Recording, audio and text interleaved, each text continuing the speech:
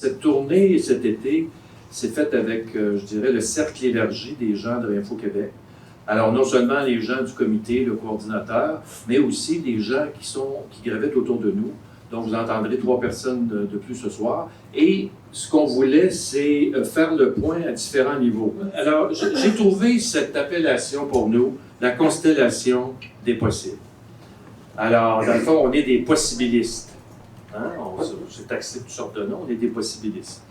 Ça veut dire qu'effectivement, on peut évoluer dans différentes directions. Je le montrerai tout à l'heure. Il y a pas juste la résistance active, il y a la construction d'un nouveau monde, il y a le travail sur soi, il y a le survivalisme, etc., etc. Tout ça, ça fait partie du même mouvement. Et j'ai décidé de fonctionner par des grandes questions. On va dire des grandes questions qu'on se pose, hein, et qui sont des questions parfois déchirantes, existentielles. J'ai de la misère, j'ai pas mes lunettes. Voilà. Alors, première question, pourquoi nous? Pourquoi nous? Qu'est-ce qui a fait qu'on a été touchés par la grâce? Vous savez, dans les évangiles, beaucoup d'appelés, peu d'élus. Pourquoi nous autres? Qu'est-ce qui fait la différence? C'est pas une question d'âge, c'est pas une question de bronzage, Claude, c'est pas une question de... c'est pas une question de classe sociale. Pourquoi nous autres? Est-ce que vous êtes déjà posé la question? Oui. Et est-ce que vous avez trouvé une réponse? Non. Ben c'est ça. Alors, je trouve que c'est la question primordiale, au moins se la poser. Je trouve ça très amusant de se la poser. Alors, je propose qu'il y a d'abord une constellation de nature. Je vais fonctionner toujours par constellation. Une constellation de nature, c'est-à-dire des fois on dit « Ouais, c'est des gens qui ont un caractère spécial. » C'est des natures spéciales. Alors, ici... oui, mais c'est à vérifier. Alors ça, évidemment, c'est mon schéma de base avec lequel je vais travailler. Bon, d'abord, il y a peut-être les plus faciles à identifier, les rebelles anticonformistes. Y en a-tu ici qui sont rebelles anticonformistes? Oh, tabarouette, c'est peut-être la majorité. Oh. Alors ça, c'est des natures révoltées, surtout contre l'injustice. Ils ne sont pas capables de prendre ça. S'ils détectent qu'il y a une injustice, ils montent aux barricades. Il faut faire attention. Parfois, les révoltés et les rebelles, c'est aussi des grands-enfants qui n'ont pas réglé leur problème avec leur papa. Hein? Ah, là, c'est moins drôle. Là. Non, ben, c'est la main. Et les gens qui ne sont pas capables de supporter la normalité toxique. Ça, je trouve que... Et qui s'est intoxiqué encore davantage ces 3 dernières années. On a les curieux audacieux. Toujours en train de fouiner. Rappelez-vous quand vous êtes petit, toujours en train de fouiner, découvrir quelque chose que les gens ne connaissent pas. Alors, nature ouverte à l'inédit, au changement. Des gens courageux, des fois téméraires, qui, eux, ont été un peu plus loin que les autres et sont passés dans le trou du lapin, comme on dit. On a également les gens critiques, c'est-à-dire les sceptiques, les analytiques, qui ont comme tout décortiqué, puis là, sont allés voir un peu plus loin, alors qu'eux autres ont tout compris. Alors, eux autres aussi, cette nature-là, sceptique, critique, se retrouve parmi notre constellation. Et finalement, qui c'est qui manque là-dedans? Là? Il y a des gens qui disent « Moi, je ne suis pas là-dedans du tout. » Les sensibles intuitifs. Tu sais, des gens qui sentent l'air du temps, là. Mais s'il y a quelque chose qui cloche dans les vibrations, là, moi, je sens qu'on vit à une époque tourmentée, là, c'est pas normal ce qui se passe. Évidemment, ce que je dirais, c'est que peut-être, et là, évidemment, ça peut être prétentieux, ce que j'essaie de trouver qui est comme le joint universel, c'est peut-être l'intégrité. C'est le besoin du dire vrai, je peux appeler ça comme ça. Mais là, faites bien attention, c'est pas juste nous autres que ces natures-là. Plein de gens autour aussi sont critiques, intuitifs, sensibles. Il ne faut pas penser qu'on est les seuls à avoir cette nature-là. Mais c'est une tentative de comprendre peut-être ce qui nous habite. Je poursuis avec constellation de chemins. Il y a plusieurs chemins qui nous ont amenés à faire le choix qu'on a fait. Alors, d'abord, les éclaireurs. Les éclaireurs, c'est ceux qui, ça fait longtemps qu'ils ont compris. Et qui nous le disaient, bon, on ne comprenait pas. Moi, je ne fais pas partie des éclaireurs. Peut-être ici dans la salle. J'ai mentionné quelques noms. On sait qu'on a Ghislaine Lanto, ici, le médecin. On avait Claire Sévrac en France. On a Jean-Jacques Crèvecoeur, qui, lui, dès le H1N1, il a tout vu ça. Le regretté Serge Bonas, etc. Et il y en a d'autres. Si vous allez au niveau anglo-saxon, etc., il y en a qui sont dans la dénonciation d'un complot depuis très longtemps. Puis même, il y a des livres qui datent des années 50, 60, où des gens ont projeté, ont vu ça. Alors, on a des éclaireurs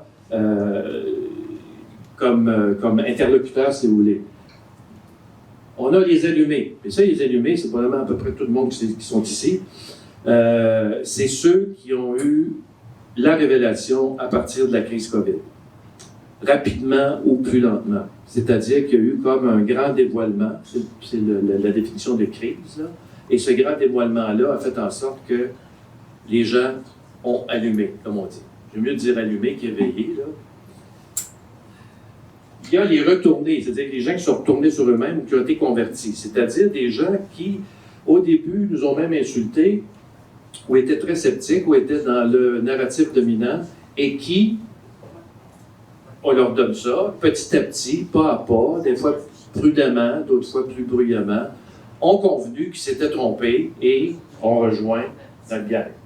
Bon, là, ici, il y a des gens qui vont protester, Tommy Martineau, qui rappelez-vous ce que je vous ai dit au début. Chacun de la lumière, pas notre l'ombre. Alors, je l'ai mis parce que c'est peut-être le cas ici au Québec. D'ailleurs, sa blonde aussi vient apparemment de réaliser que l'industrie pharmaceutique, c'était de la merde. Donc, ça ferait un couple militant. Il faut, quand il y a des défections chez l'ennemi puis qu'ils viennent rejoindre tes troupes, tu les accueilles. Tu sais, tu vas pas quand même les dilapider. En te méfiant, bien sûr, des agents doubles et des espions qu'il pourrait y avoir. Alors, on a Martin Blachier en Europe, qui est un épidémiologiste de plateau. On attend qu'il y en ait un ici, comme, je ne sais pas, le docteur Weiss, qui pourrait dire, ben là, bon. On a également, qui m'a mentionné ça l'autre fois? C'est plus en Europe qu'on le retrouve, l'intellectuel. Michel Onfray. Michel Onfray, ceux qui le connaissent, c'est un intellectuel de renom, mais qui, lui, s'est trouvé anti-vax dès le début. Puis, et là, maintenant, il arrive sur ces plateaux en disant « Je me suis trompé, pardonnez-moi, puis acheter ma prochaine formation en ligne. »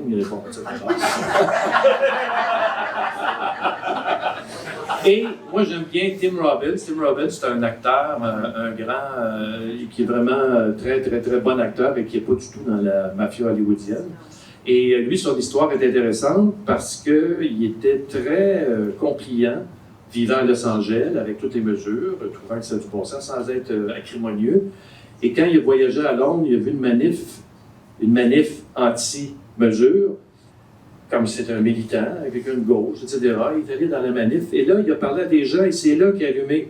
Et depuis ce temps-là, il s'excuse d'avoir eu cette perception-là. Alors, ces gens-là, même s'il y en a probablement plus qu'on pense, qui n'osent pas lever la main, mais ils font partie.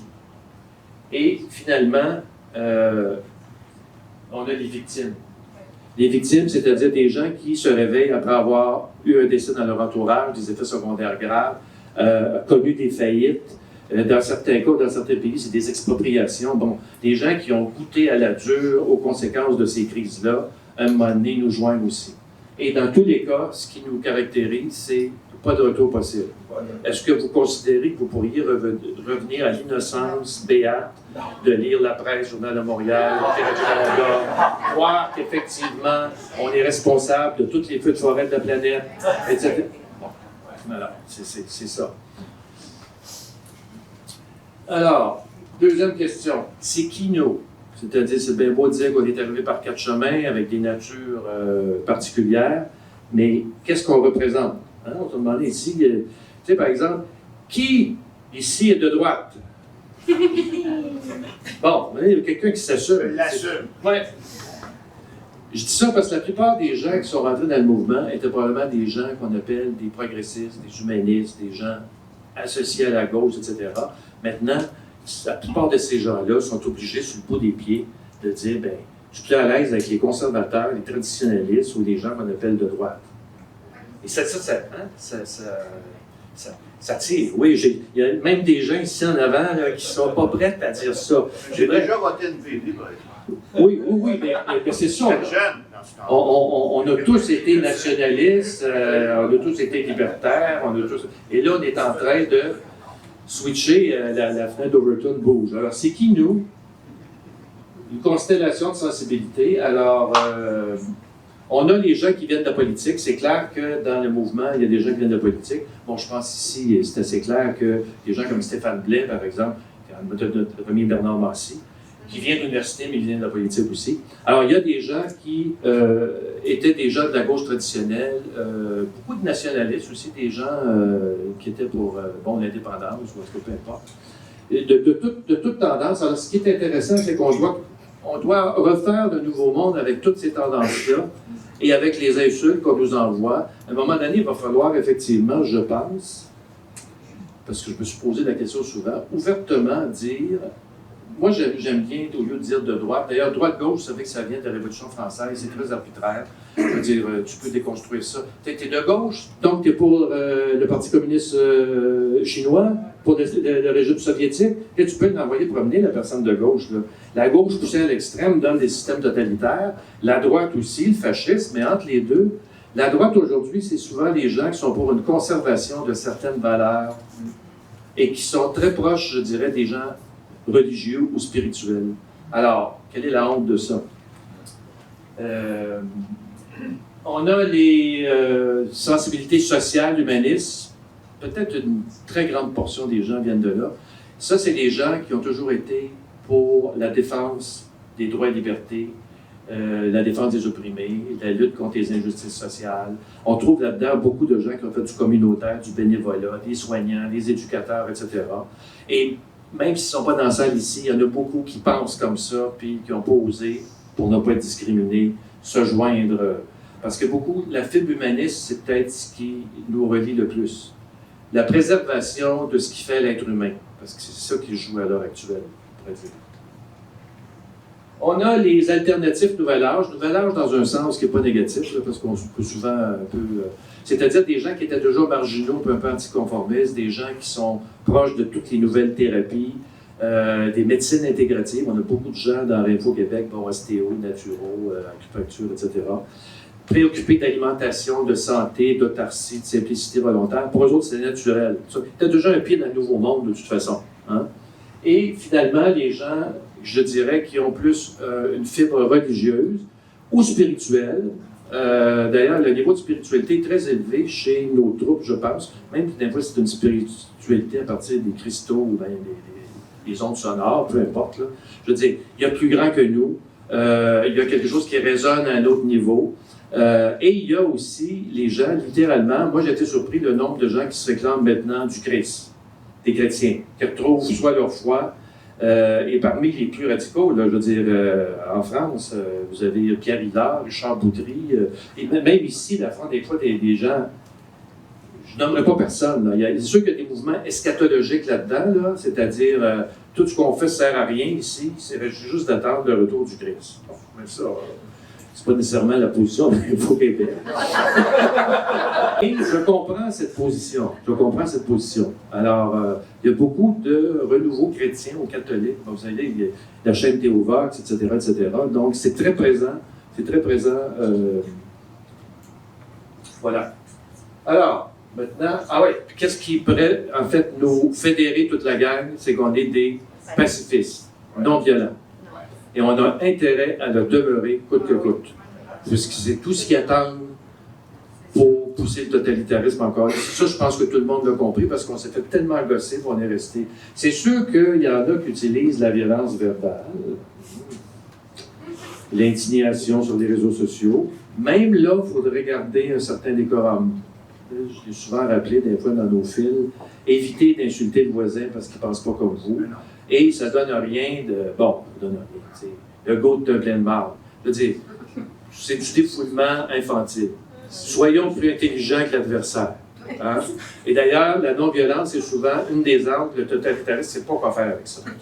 C'est comme vraiment une base d'aïkido. Tu sais pas quoi faire avec quelqu'un de non-violent. Avec quelqu'un de violent, tu sais quoi faire. On est vu en France, tu te fais taper dedans.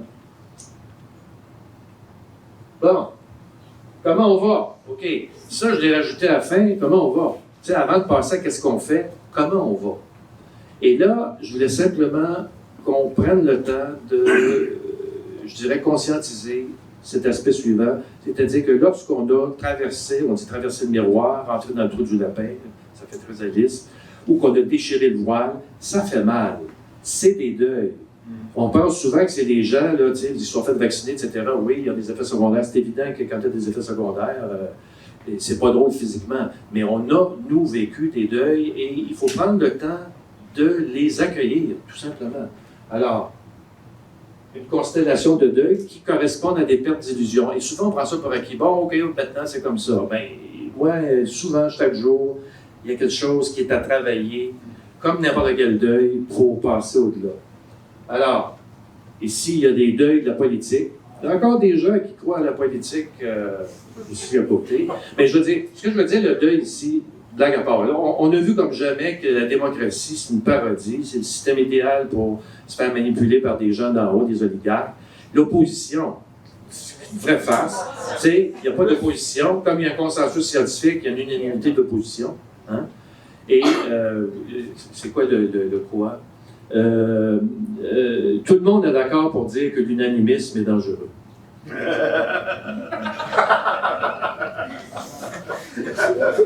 Sur ça, tu réfléchis, puis à la fin, tu l'éveilles. C'était la plaque que tu avais besoin pour rester dans 30 minutes. Okay. Alors, la politique, mais c'est déchirant, parce que je me dis, je vais-tu voter la prochaine fois? C'est quoi? Il y a eu Duhem, il y a Poilievre, il y a Bernier. Bon, enfin, il y a des nouveaux partis aussi, parti citoyen, parti global, je ne sais pas trop quoi. On prend-tu une autre voie? Mais là, politiquement, c'est clair que c'est comme, il y a un deuil à faire, là. Il y a peut-être même encore des nationalistes qui disent, oui, on voit l'indépendance du Québec. Non, je ne sais pas, en fait, bon. N'hésitera pas là-dessus.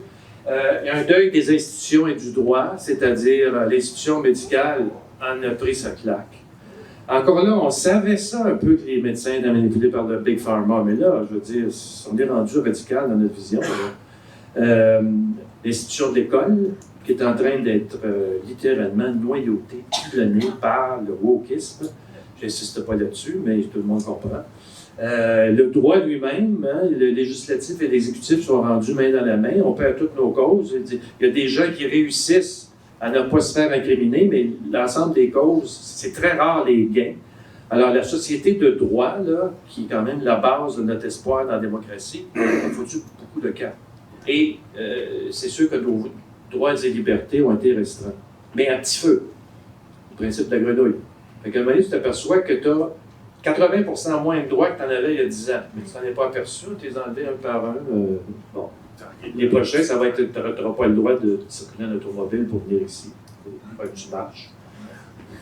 Et si tu marches, il ne faut pas que tu dégages trop de CO2.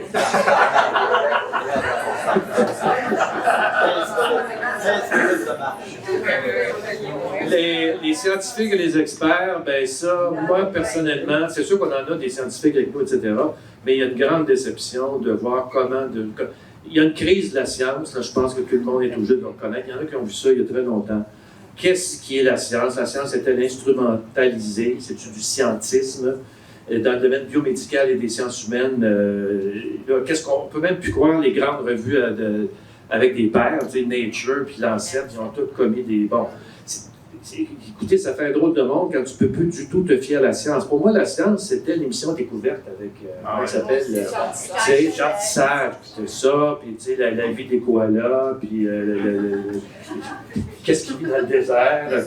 Non, mais je trouvais ça passionnant. Il y a quelque chose d'intéressant dans la science, l'archéologie, la biologie. Je veux dire, bon, la science, c'est quand même, comment dire, un galon pour l'être humain. Mais là, quand la science est instrumentalisée, et effectivement, Tissard, quand il aborde des sujets comme le vaccin ou la crise climatique, bien, c'est de la merde, c'est-à-dire que tu vois que son texte est dicté par les mainstream, puis il ne dira pas tout. Fait que là, et les experts, les universitaires, moi je viens de l'université, c'est ma grande déception. Je veux dire, il y en a 1 sur 1000 qui s'est levé. Et c'est pas parce qu'ils ne comprennent pas, c'est parce qu'ils sont dans le confort et l'indifférence. Alors ça me fait chier. Puis tous des gens progressistes. Tu sais, sociologie, anthropologie, psychoéducation, etc., les endroits où j'ai travaillé. C'est tous des gens, généralement, qui ont, tu sais, sont là pour défendre le monde, puis écrivent des gros textes, etc. Ben là, vraiment, là. Donc, il y a une crise des universités. Et on le sait nous-mêmes à travers le code de Patrick Provost et Christian Linard qu'on défend. C'est-à-dire quand les universitaires, qui sont peut-être les seuls qui n'ont pas un ordre professionnel là, collé au cul, sont plus capables de dire, même ouvertement, en dehors des... Ça, c'est quoi? C'est un C'est symbole. les minutes qui restent. 8 minutes, bon. Un pas en arrière. Un pas en arrière. Voilà. Un pas en arrière, 8 minutes. Bon. Voilà, très grande déception. Et les derniers, non les moindres, mais là, je pense que ça, c'est vraiment... Et d'ailleurs, c'est quasiment dire la racine du problème. Ouais. C'est sûr que moi, j'ai étudié en communication, je savais qu'il y a des marais, Pelado, tout ça, mais là, de s'apercevoir que l'ensemble des médias mainstream sur la planète, en Occident en tout cas, est détenu par quelques grands groupes, et c'est eux qui travaillent la perception de la réalité du monde ordinaire. Et c'est ça qui fait que tu n'es pas capable de discuter avec ton voisin. Il dit, écoute, moi je l'ai vu dans le Monde, dans le New York Times, que tu dis. Tu sais, je veux dire, des gens là, il y a des PhD puis qui me disent, tu sais, tu prends tes informations, moi je lis la presse sérieuse. La presse sérieuse sur des sujets controversés est comme les autres. Alors, et les artistes là-dedans, moi j'ai des artistes que j'aime, je vais encore voir en salle, au moins ils ne ont pas bâché, là. Je ne vais pas voir Dan Bigra, certain. J'espère que si bien Sherbrooke, vous n'allez pas inquiéter. En tout cas, je comprends qu'ils sont dans une position. Ah oui, puis le plus grand deuil, soyons sérieux, c'est ce qu'on a vécu par rapport aux intimes. Parce que tout le monde a eu des bris. Parfois des prix de couple. Là, ça commence avec les enfants, les parents, les amis ou même des modèles. Moi, quand j'ai vu Dalai Lama se faire vacciner en live, là, je n'étais pas nécessairement bouddhiste, là, mais je trouvais ça dur. J'ai pleuré. OK, on fait quoi maintenant? C'est bien beau de rire et de venir à des conférences de l'Évo-Québec, mais qu'est-ce qu'on fait? Alors, constellation d'action militante. Alors, évidemment, nous, on est plus dans le premier rayon, si vous voulez. Mais encore là, je vous montre tout ça pour vous montrer la compénétration des... je sais pas si c'est un mot qui existe, là. Les cercles pour montrer qu'il faut être tout ça. On est tout ça. On n'est pas juste un rebelle militant qui gueule les réseaux sociaux. On est aussi quelqu'un qui prie le soir pour renouer avec sa mère. Je viens d'inventer ça, c'est beau, hein? Alors, la dissidence-résistance, ça, c'est les gens. Réinfo Québec, c'est sa mission principale, même si on fait de tout. C'est évidemment dénoncer, réinformer, sensibiliser, se tenir debout et être vigilant par rapport à ce qui circule. Et ça peut aller jusqu'à boycotter, saboter, faire des manifestations. Les gens disent toujours saboter. Qu'est-ce que tu veux saboter? Bien, je vous donne un exemple. En Grande-Bretagne, c'est rendu qui décroche les caméras, ses poteaux, ou qui ébèrent des crèmes fouettées. Et puis, dans le boycott, on peut boycotter Budweiser, qui a essayé de nous vendre la bière transgenre. Bon, c'est toujours quelque chose à faire. À l'autre extrémité, et c'est pas s'éloigner des gens qui sont résistants au point de dire, ben là, la résistance, c'est de se préparer au pire. Tous ceux qui sont dans le survivalisme, hein? Oui, mais j'ai quelqu'un ici, Mokti, ça fait 2 fois. Bon. Alors, ici, évidemment, c'est des gens qui s'organisent, s'entraînent. Il y a beaucoup de trucs. Moi, je fais partie d'un groupe Solaris où, bon, comment faire du canage, là, de la lactofermentation. Mais il y en a que ça va assez loin, c'est le sac de survie avec. Bon, il y en a même qui conseillent d'avoir une arme parce que si jamais. Comme on dit, il y a un prix de normalité, when the shit hit the fan. Et bien, Claude, ici, lui, il n'a pas fait de provision, il s'en vient chez nous. C'est pas très surpris d'avoir un milliard d'euros. Oui, c'est ça. Mais bon, ça, moi, je ne vais pas jusque-là. Puis il y a l'exil. Il y a effectivement des gens qui ont appris comme mode de survivance. Qui ne connaît pas des gens qui sont au Costa Rica, au Mexique ou... il y a les gens qui sont dans recouvrance. Recouvrance, c'est un beau mot qui vient des fraternités anonymes. Croissance, et ça, pour moi, c'est important. Ce n'est pas...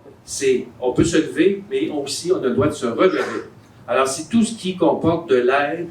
Quand on apporte nous-mêmes de l'aide à un voisin, quand on fait des groupes d'entraide, lorsqu'on va soi-même prendre un recul, une réflexion, et ça va aussi, pour moi, jusqu'à la conscientisation, l'intériorisation, se remettre en question, et bon, méditer, prier si vous voulez, toute la recherche intérieure va là. Quand on dit qu'on a de l'ombre en nous, bien, il faut prendre un temps pour aller la voir, pour revenir plus efficace, pas revenir comme des bébés dans l'action. Parce que vous savez qu'il se passe des trucs, des fois, qui ne sont pas très élégants entre militants qui s'envoient promener, etc., etc. Tout ça vise ici à la grande réconciliation. Finalement, Reliance, Renaissance, bien ça, c'est des gens qui déjà veulent créer un nouveau monde. Et bon, moi, je fais partie des groupes où il n'y a pas question de parler de ce qu'on parle ici. On parle de comment faire des activités ensemble, co-créer des ressources, etc., etc. Bon, il y en a qui sont rendus quasiment des communautés comme Orville. Bon, je pense que c'est très intéressant. Et ce qu'on fait, juste pour montrer que l'Info-Québec est préoccupé de tout ça, nous, on fait surtout de la résistance, mais on n'est pas, comment dire, on n'est pas résistant à la survivance, mon Dieu. Parce que, par exemple, je pense qu'aujourd'hui, on aura une conférence sur l'immunité. Quand je parle d'immunité naturelle, c'est une façon de cultiver des ressources, un peu comme tu apprends à cultiver ton jardin. On a fait des groupes de parole au début pour que les gens viennent brailler puis se défouler, des professionnels qui étaient... Ça, c'est une forme de recouvrance. Et on vous réunit ici, tous, vous êtes invités au 5 à 7 qui suit, pour faire de la reliance et pour peut-être, effectivement, faire des contacts pour initier des projets ensemble. Donc, et tout ce qui... Bon, c'est ça, là, c'est évidemment, comme me disait Robert, j'aurais aimé ça le trouver avant toi. Alors, ce qui nous réunit, c'est la résonance, c'est-à-dire la mise en réseau, et la résonance intérieure avec les autres personnes. Bon, ben voilà, tout ce que j'ai dit après-midi est résumé dans cette... nous sommes une constellation vivante en expansion. Fait de rebelles intuitifs et de sceptiques audacieux, nous sommes arrivés ici par 4 chemins, aucun retour possible. Le cœur brisé par nos illusions perdues. On sait qu'il y a un temps pour manifester, prendre la parole, il y en a un autre pour penser ses blessures et pourquoi pas prier. Il y en a un autre également pour se préparer au pire, et finalement un dernier pour se réunir, se relier et danser sous la pluie. Ça, je trouvais que ça faisait bien. Parce que... et en tout temps de grâce, demeurer pacifique, au dehors comme en dedans.